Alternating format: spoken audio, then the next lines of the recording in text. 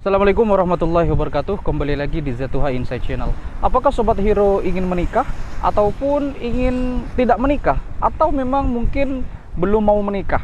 Kapan kamu menikah?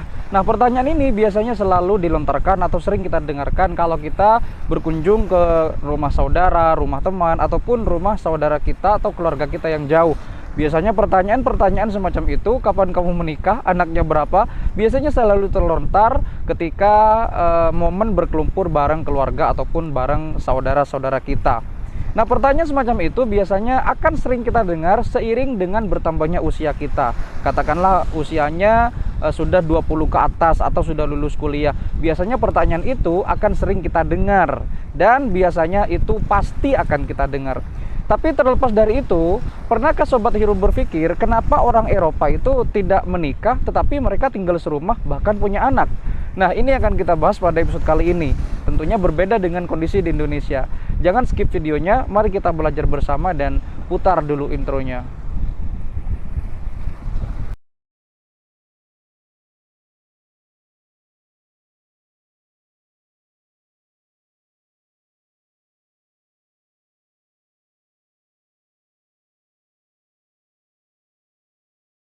Secara administratif, keagamaan di Eropa itu terbagi menjadi dua wilayah besar, yaitu wilayah Eropa bagian barat yang didominasi oleh Katolik Ortodoks, kemudian Eropa bagian timur yang didominasi oleh Katolik Protestan.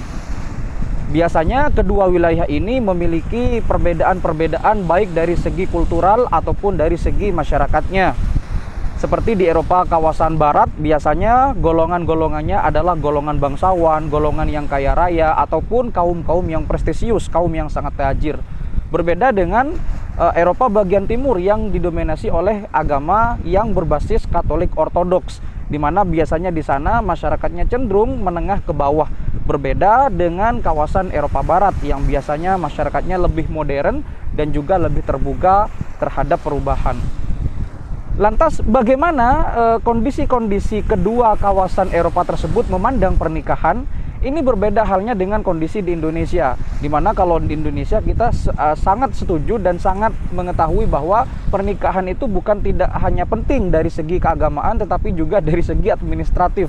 Dalam hal ini adalah kalau kita ingin pergi dengan pasangan berdua tanpa adanya kekhawatiran untuk digerebek, permisalan kita ingin nginep di hotel, tentunya secara administratif kita harus mempunyai kartu nikah agar masyarakat atau petugas hotel tahu bahwa kita adalah pasangan yang sah secara agama dan juga secara hukum. Kalau kita ingin membuat akte kelahiran anak kita, maka kita harus menunjukkan lagi-lagi adalah surat nikah atau akta nikah. Kemudian kalau kita ingin membuat kartu keluarga, lagi-lagi berhubungan dengan administrasi, yaitu menunjukkan kartu nikah. Tanpa adanya kartu nikah, kita tidak akan bisa membuat hal-hal yang bersifat administratif ataupun yang berhubungan dengan tetek bengek itu. Oke, kita tidak akan membahas ini secara di Indonesia, tetapi kita akan membahas bagaimana orang-orang Eropa memandang pernikahan itu. Makanya banyak kita temui beberapa artis-artis Hollywood yang pada dasarnya mereka adalah imigran-imigran Eropa. Tentunya mereka juga memiliki pandangan-pandangan yang terbiasa dengan pernikahan layaknya orang Eropa. Kita mengetahui bahwa banyak atlet dunia seperti Valentino Rossi, Cristiano Ronaldo, mereka tidak menikah, tapi mereka tinggal serumah dan bahkan mempunyai beberapa anak. Yang seperti kita ketahui bahwa banyak sekali atlet-atlet ataupun artis-artis di luar negeri sana, khususnya orang bule, yang melakukan hal yang serupa, yaitu mereka tidak menikah tapi mereka tinggal serumah dan ternyata bisa mempunyai anak bahkan hidup rukun. Apa yang menyebabkan kondisi ini terjadi di Eropa, baik kawasan Eropa Barat dan kawasan Eropa Timur? Kalau kita melihat dari sejarah, maka sejak era revolusi Prancis, maka kedudukan sains di Eropa itu menjadi pengganti agama. Dalam hal ini adalah perspektif sains itu bisa membolak-balikan keadaan-keadaan yang tidak objektif. Artinya orang Eropa tidak berpikir subjektif seperti yang dulu-dulu di abad ke-8. Mereka memiliki pemikiran-pemikiran yang sesuai dengan sains, sesuai dengan objektivitas pemikiran mereka, atau berbasis bisa dipertanggungjawabkan dan juga bisa dilihat oleh indera. Dalam hal ini mereka berpikiran komprehensif, kemudian mereka bersifat saintis, dan mereka berpikiran ilmiah, tidak lagi terikat dengan doktrin-doktrin gereja pada masa lampau. Ini yang menyebabkan salah satu penyebab mengapa pernikahan di Eropa itu tidak dianggap terlalu penting seperti yang ada di Indonesia saat ini, yang mana kalau kita biasanya momen-momen tertentu, biasanya sebentar lagi lebaran nih, pasti ditanyakan kapan menikah, sudah punya pasangan belum, anaknya berapa, terus rencana nikah kapan, mau dicariin jodoh belum. Jadi pernikahan yang semacam itu kita biasanya sering temui, pertanyaan semacam itu kita sering temui di Indonesia. Nah, kita kembali lagi, mengapa orang Eropa tidak menganggap pernikahan itu tidak terlalu penting ya, karena mereka dalam tanda kutip, orang Eropa itu biasanya sejak usia 13 tahun mereka sudah terbiasa melakukan dalam tanda kutip, mohon maaf, mereka sudah melakukan itu. Artinya mereka sudah terbiasa melakukan hubungan di luar pernikahan, atau dalam tanda kutip adalah seks, mohon maaf ya. Mereka dalam tanda kutip keluarga dari pasangan itu, karena mereka sudah terbiasa sejak kecil, jadi mereka menganggap seks itu sudah tidak tabu lagi. Biasanya para ibu dan para ayah juga khawatir, namanya juga anak. Tetapi ayah itu tidak khawatir, dan ibu biasanya lebih khawatir jika anaknya hamil di luar nikah. Katakanlah kalau tidak ada yang bertanggung jawab. Selagi anaknya itu melakukan hubungan intim dan ada yang bertanggung jawab walaupun di luar pernikahan, maka semuanya akan baik-baik saja. Semuanya akan normal-normal saja. Tidak ada marah, tidak ada hal yang harus ditakuti. Tetapi yang ada hanyalah pemberian nasihat dari kedua orang tua dari pasangan yang melakukan hubungan itu. Jadi seperti itu keadaan di Eropa. Jadi di Eropa itu sejak usia 13 tahun mereka sudah akrab dengan hal yang demikian. Orang-orang Eropa biasanya banyak orang tuanya banyak membelikan alat kontrasepsi kepada anaknya agar mereka bisa berhubungan intim dengan cara yang aman dan juga bisa dipertanggungjawabkan.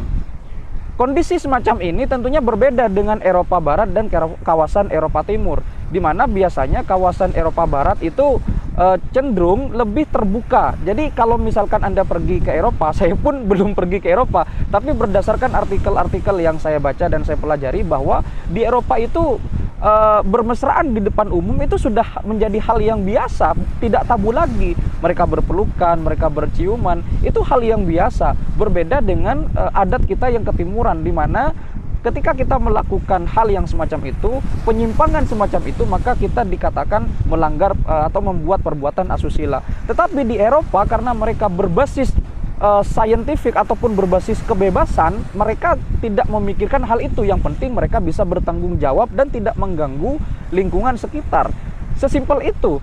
Nah, di Eropa itu Anda bisa dikatakan sudah mempunyai pasangan, tinggal serumah, kalau setidaknya Anda tinggal bersama pasangan Anda 2 atau 5 tahun. Jadi ketika Anda misalkan punya pasangan, memutuskan untuk tinggal serumah, bahkan sudah punya anak, tidak menikah, tidak melalui ikatan suci pernikahan, sudah tinggal 2 sampai 5 tahun, Anda sudah dikatakan punya pasangan, walaupun Anda tidak memiliki ikatan suami istri. Jadi apa dasarnya? Mereka sudah punya chemistry, setidaknya mereka sudah tahu kelemahan dan kelebihan masing-masing ketika mereka tinggal serumah 2 atau sampai 5 tahun. Jadi seperti itu di Eropa. Mereka tidak ada pernikahan itu bukan hanya melulu tentang seks kalau di Eropa. Mungkin pernikahan itu adalah bentuk sebuah tanggung jawab ketika mereka sudah mapan. Dan rata-rata orang Eropa itu ketika menikah biasanya rata-rata di atas umur 30-an. Bahkan mereka biasanya menginjak usia 40 bahkan sampai 60 mereka sudah bisa dikatakan mapan, dan mereka akan menikah ketika mereka sudah siap untuk menikah. Jadi tidak ada unsur pemaksaan di Eropa itu. Bahkan ketika mereka tidak memutuskan untuk menikah pun, ternyata mereka sudah punya visi dan misi yang sama, ya pernikahan tidak harus ada. Yang penting mereka mempunyai visi dan misi dan punya komitmen serta tanggung jawab untuk pasangan mereka masing-masing, tanpa adanya ikatan yang disebut dengan pernikahan. Tentunya sangat berbeda kontras bukan dengan keadaan di Indonesia yang banyak sekali perceraian-perceraian yang terjadi. Angka perceraian di Indonesia sangat meningkat dari waktu ke waktu. Tentunya ini berbeda halnya dengan kondisi yang ada di Eropa.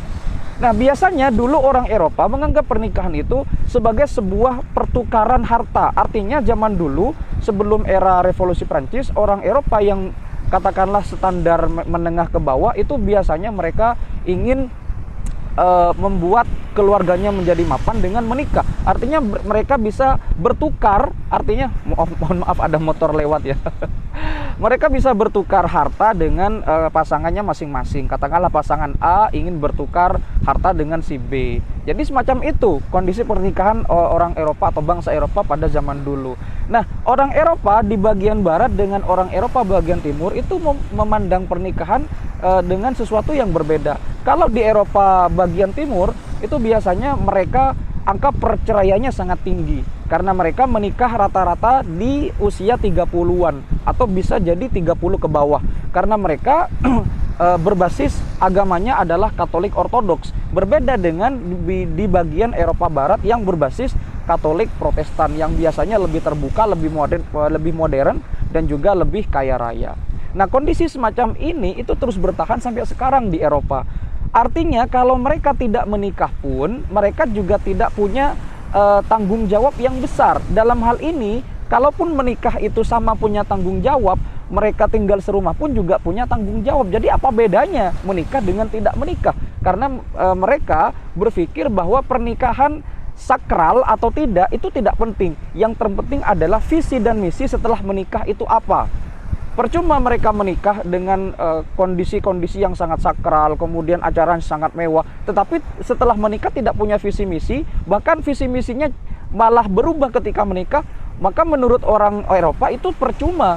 Untuk apa menikah kalau visi misinya ternyata malah lebih rendah daripada sebelum menikah? Mending tidak menikah saja kalau begitu. Dalam tanda kutip, ketika pernikahan itu membuat perspektif orang berbeda atau menjadi kualitas hidupnya rendah, maka untuk apa adanya pernikahan? Mending tidak menikah, yang penting punya tanggung jawab ataupun punya visi misi yang sama kuat, bahkan lebih kuat sebelum atau sesudah menikah.